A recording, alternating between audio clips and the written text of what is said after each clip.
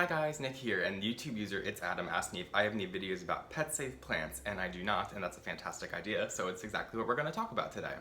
A lot of houseplants out there are labeled as toxic to pets, but there are a number of houseplants that are non-toxic to pets, so we're going to go ahead and discuss 15 different species, but there's also a few variants, so there's around 20 plants in total today. In my description, you can also find a link to the ASPCA website where they have a compiled list of all the plants listed by their toxicity. Our first pet-safe plant that is non-toxic to cats and dogs that we're going to talk about is probably the most popular, which is the Pilea peperomioides. This is also called the friendship plant, the UFO plant, the Chinese pancake plant. I think it's got a lot of names. Chinese money plant. I don't know. I'm making up names at this point. There's a lot of names is the point I'm trying to make. This plant is super adorable for its little circular succulent green leaves. I just absolutely love that. And it's pretty easy to find nowadays. It sometimes can be a little bit expensive. I would recommend not spending more than $20 on this plant if you can. If you absolutely need it and you find it and it's a little bit more than that, just get it. If you want a plant, just get it. But it's such a cool plant. It's a little bit difficult to grow for me. I think it really likes a very bright indirect light, but sometimes direct sunlight can be too much, and then if it doesn't get enough light, the leaves just kind of crinkle and curl up. It's not the cutest thing. But if you get this guy in a good west-facing window or east-facing window, it seems to do best. Our second pet-safe plant, and I should mention you can find a whole list in the description because I know I kind of sound like I'm speaking gibberish sometimes when I talk about plant names, but this is a Pilea glauca, so it's related to the Pilea peperomioides, which is pretty awesome, and this is going to be a thing you're seeing on this list. So plants in the same genus, there's different species of plants, you probably know that, and there's different genus or genera of plants, and these are typically the same toxicity level, not always, but typically it's the same toxicity level, so, or similar at least. So these two are in the same genus, therefore they are both pet safe, which is quite wonderful. So Pilea glauca, it's a beautiful plant. It's got these little silvery leaves that run along little crimson stems. I think it's absolutely stunning. I actually do sell these on my Etsy shop if you're interested. Link in my description, probably up here as well.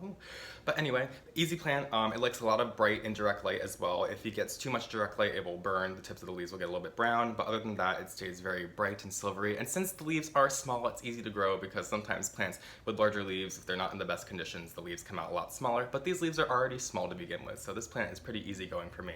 As you can see, this plant's in a hanging basket, which is a wonderful alternative if you do have pets that are a little interested in your plants. You can just hang it up and it's out of the way and you don't even need to worry about it. But this plant does trail, and it does trail quickly, so as it does reach down far enough, your cats might be able to chew on it. So just keep that in mind. Our number 3 pet-safe plant today is the Ponytail Palm. You might be thinking to yourself, these leaves do not look cat-friendly. You're probably right. But is the plant cat-friendly? Yes. Yes, it is. That being said, you might want to keep this plant out of reach of cats if you don't want it chewing on it, because it does look like a kind of plant that cats will chew down to the nub, but if they do chew on it, it's not a big deal, so that's the best kind of plant to have. On top of all that, this is a very easy plant to grow. You give it highlight and water just about once a month and it's going to do very well. These thick trunks, this is actually a succulent, so this thick trunk actually stores a lot of water, so it doesn't need a lot of water, so you water it pretty sparingly, especially in the wintertime. Number 4 is the Asparagus setaceous plant, or also known as the Asparagus Fern. Not the easiest plant, as you can tell, ferns are not my forte. This isn't a real fern, it's an asparagus plant. But it looks like a fern and it behaves like a fern, so we're going to treat it like a fern. While this houseplant is non-toxic to pets, it is not the easiest houseplant. It's a little finicky. It requires a lot of humidity and a lot of indirect sunlight to grow correctly. I would keep it in the bathroom, that's where I keep mine if you don't have a humidifier, but other than that, just make sure it's getting good light or else it might yellow and die back a little bit. You can see a little new frond coming in right here, so that's good. The plant is showing me that it's happy. Our number 5 non-toxic plant to your pets is the Maranta, specifically the Maranta leuconeura. This is also called a prayer plant. And you'll see a bunch of different kinds of these, but this is my favorite one, the green one. This is the most low maintenance. I find the red veined one a little bit difficult to grow. It still grows, but the leaves just don't come in as big and beautiful, and it doesn't grow nearly as fast as the green version. Green version is an excellent one, and it's usually pretty inexpensive, and it grows very well. When I got this plant around Christmas time, it had 5 leaves on it, and I can't even count how many leaves it has on it now, probably like 20. But a really wonderful plant and really easy plant. The only thing specific about these plants that I recommend is using distilled water instead of rainwater. If you use, instead of tap water. If you use tap water over time, you will see that they get slight brown edges just on the tips. And then also, you can tell that the plant isn't getting enough humidity if it starts to brown on the sides of the leaves and kind of like die in. I don't have a good example, I'm sorry, but really awesome plant. And also, it has another variety. I mean, as I mentioned, there's a bunch of varieties, but another variety that I really recommend is the variegated kind. This is just a green one with some white variegation on it, more so yellow. Really easy plant. Again, recommend distilled water, and keep these in humid environments. I keep this one in the bathroom, but I do keep this one just in the living room here, and it does completely fine. So humidity is not as important on this plant as it is with some other prayer plants. Our number 6 pet safe houseplant today is the Stromanthe sanguinea. This one is a Triostar variety, and I absolutely love this one for the little white streaks that it gets versus the pink on the back. It's absolutely stunning. But this plant luckily has been more common, I've been finding these days. If you can find a plant in Philadelphia, you can find it anywhere, I think. So yeah, I definitely recommend this one. It's a little bit difficult to grow, but here's the thing. So any of these Marantaceae family plants, so that's Marantas, Stromanthes, we'll be talking about more later, which are Ctenanthes and Calatheas. I find it pretty common that when I bring it into my home, it might completely start to die back. Don't get alarmed if it starts to die back. It's very common that these plants die back to the soil. They have very tuberous root systems, so these tubers will shoot off new plants, and these new plants are very tolerant of their new environment that they're living in. So this is an example of one. I had 2 plants in here, completely died back to the soil, and now months later, it's putting off 2 new plants. So, you know, sometimes it does take a little bit of time, but if you want to have plants these beautiful, sometimes you really got to make the sacrifice. These are more plants that do prefer distilled water over tap water, as they will get the brown tips, and with low humidity they will start to brown on the outsides of the leaves. Another variety of Stromanthe sanguinea that I have, a little bit less common, is this Stromanthe sanguinea magic star. So this one gets little white splotches rather than streaks more so, and then it still has the beautiful pink shade on the back. And these plants, since they're in the Marantaceae family, similar to the Maranta, they are prayer plants. Their leaves rise and fall throughout the day.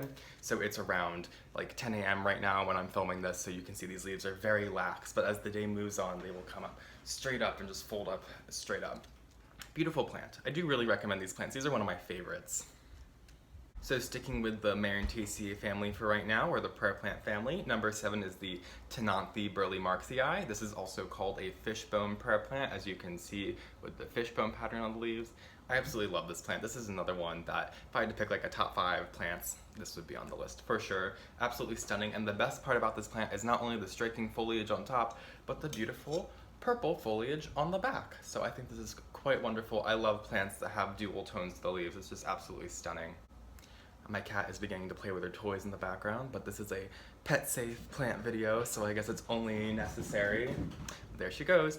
Okay, so since this is a prayer plant, it does prefer, as I mentioned before, the distilled water over tap water, or it will get some brown tips, as you can see right here from my neglect. And these all also do prefer high humidity, so I like to keep my prayer plants in a room with a humidifier. If that's not possible, I just keep it in the room with a shower. And as I mentioned, some of my Marantas I just keep right out here in the living room, so it's not the biggest deal. It's just like to put a little extra care into plants that are a little bit more beautiful. Number 8 is still in the Marantaceae family, or the prayer plant family, and this one is a Calathea. This one specifically is Calathea makoyana, one of my favorite Calatheas. It is absolutely stunning. Super, super shiny leaves, as you can see from the sunlight shining off of it and reflecting. And then the back's beautiful purple shade for the most part. Absolutely stunning. But I just love this because the top of the leaves, look at this pattern. To me, this reminds me of a combination of a Calathea lancifolia and a Calathea ornata, if that makes any sense. And then I just love how it looks completely different on the back. Completely different plant, honestly. Look at that. I know I sound like a broken record, but since this is a prayer plant, it does prefer distilled water over tap water, and this does prefer to be in a higher humidity environment, so I do keep it next to a humidifier, and I keep them in the bathroom if I don't have a humidifier handy. Calathea are known to survive in lower light conditions. If you go too low light, you're gonna have some problems. No plants like low light. But what I like to do is keep mine probably about like 6 feet back from a window, specifically windows that provide good light, like a east, south, or west facing window. If it was in a north facing window, I'd probably recommend putting it like inside the windowsill for it to go correctly. But these ones, although it's called a low light plant, they do really need some light to make sure that they are getting the beautiful foliage patterns on the leaves, as well as the purple developing on the back. I did an unboxing of this one right here a few weeks ago from NSC Tropicals, and I'll include the link right up here if you're interested. But otherwise, we'll move on to the next plant. I still have a few more Calatheas to discuss, as they are my favorite genus of houseplants, and they're very beautiful and they're pet safe. So number 9 is Calathea orbifolia. This is probably the most popular Calathea out there, although I think it looks a lot different compared to the other Calatheas. But it's very popular on Instagram right now. It's got these big, well, mine aren't that big, but these supposed to be big, round green leaves with these beautiful silver strikings on it, and then the backs are just plain green, unlike other Calathea. But this one, A little bit challenging. As you can see, I've got some new growth coming in, but this one, if you cannot tell from the tips, is not the easiest Calathea to take care of. I don't know, some Calathea are more challenging than others. This one's proven to be challenging, but it's also proving to grow for me, so I have to include it on my list. But yeah, I would just be totally remiss if I didn't include this plant. It's just one of my favorites.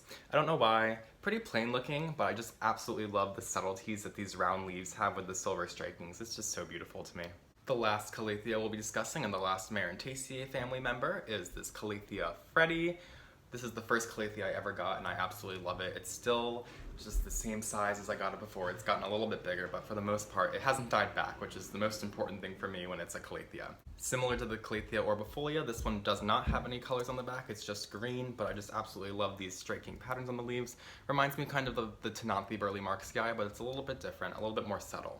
I tend to keep this one in dappled sunlight, so a few feet back from a bright window. Just because this one is green on the back, I kind of get the impression that it needs a little bit more light than the Calatheas that have like the purples and the reds on the back. It's just my own theory. It could be totally wrong, but I kind of like to stick by that, and it seems to be growing well so far. So beautiful, beautiful plant. I recommend every kind of Calathea there is. So beautiful. Any Maranta, any Ctenanthe, any Stromanthe. They might not live for you, but they're gonna look beautiful while you have them. And they're pet safe, so that's what this video is all about. So number 10 is Calathea Freddie. Our number 11 pet safe houseplant today is orchids. There's a bunch of different kinds of orchids. This one's a standard phalaenopsis. I have one right here that was flowering. All the flowers are just starting to die, as you can see, but they normally do have flowers on them, but they do die back and they flower in the wintertime, or you can just buy them, you know, produced with the flowers on it. But typically if you buy it and then the flowers die back, the flowers are gonna come back at wintertime. I am by no means an orchid expert. Like, quite frankly, I know like nothing about them other than the fact that they bloom in winter if it's a phalaenopsis orchid. But I've heard Christopher Satch from The Sill. He's like an orchid expert and one of his favorite genus of plants, if not his favorite genus of plants. So he always says to treat your orchids like a succulent. So let it dry out in between waterings and give it really bright light, but then give it a good soaking when you do water it. So that's kind of the rule of thumb I stand by. Like I said, I'm no orchid expert, but that's my tip to you from him. This is another kind of orchid. I think this one's called an Orchid Oncidium, and you can tell I'm not an orchid expert. I have no idea if this is like in good condition or bad condition. It does have a bunch of new plants growing in, so I like to think it's in good condition, but who knows? It hasn't flowered for me since I took it from the bar I used to work at like a year and a half ago, so it's still alive. It looks like it would cost a lot of money from the way it looks, so I like to hang on to it and pretend that I'm treating it really, really well. But other than that, I do just let it dry out, and I give it really good waterings every few weeks when it does dry out, and I like to keep it in a west-facing window to ensure that it gets a really good amount of sunlight. Number 11 is going to be our first peperomia. This one is Peperomia puteolata, or Peperomia tetragona, I see it. This one's commonly called a stilt peperomia or a parallel peperomia, as you can see from the parallel pattern in the leaves. Hello, Muffin. Can you see my little Muffin? Oh, she's blending in to the TV stand. You can barely see her. Anyway, this is a really, really awesome peperomia. This is probably my favorite peperomia for the time being. I absolutely love the way it grows. It's starting to get really long, if you can't tell, and starting to kind of get a little wobbly, but I just absolutely love the pattern. I keep this one in a south-facing window. I keep a lot of my peperomia in south-facing windows. They are light lovers, and if you do not give your peperomias enough light, they will tell you, because the leaves will come in tiny, tiny, tiny, and they will not be nearly as succulent. So if your peperomias are putting off small leaves, get it into higher light. The genus Peperomia is absolutely rich in species. I can't even tell you how many there are. There has to be at least hundreds, if not thousands. But this one just stands out to me, and this one's pretty common here in Philadelphia. I do tend to treat my peperomias similar to succulents as well, but what I like to do is wait till the leaves start to get like a tiny, tiny bit flimsy. Right now it's fine, but when they start to feel not succulent, the newest leaves, and they start to get slightly flimsy, that's when I tend to water my plants. That's when I tend to water like all of my plants, but it's specifically helpful with the ones like Pilea peperomioides or Peperomia that just have a little bit more succulence to their leaves, but aren't true succulents.